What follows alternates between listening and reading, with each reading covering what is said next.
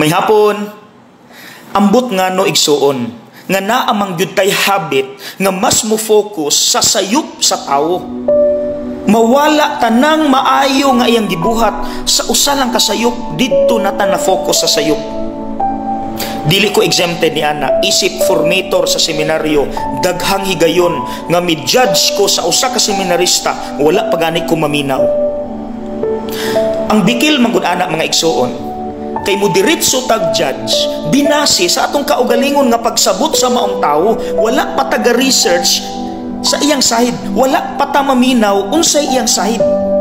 Mao ni akong suggestion, ayaw ni kalinte. Judge people from where they stand, not from where you stand.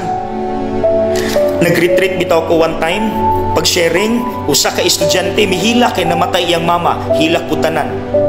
Ang ikaduha, namatay iyang iro, hilak siya kaayo.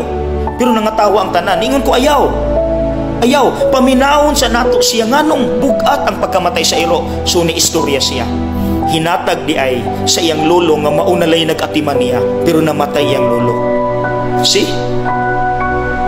Mga igsoon, mao ganing ingon si Socrates, usa ka Greek philosopher, nature has given us 2 ears and 1 tongue para more listening, less speaking. Pero unsa nahitabo? More judging, less listening. Munang na ako'y gipost sa comment section, tanawa gyud ninyo usa ka prinsipe nga kung kita mo'y mutanaw, bastos iyang gihimo, pero sa iya diayng side dili day bastos. Muna wala gini, judge people from where they stand, not from where you stand.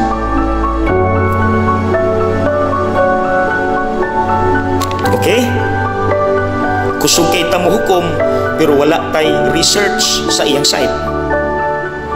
God bless.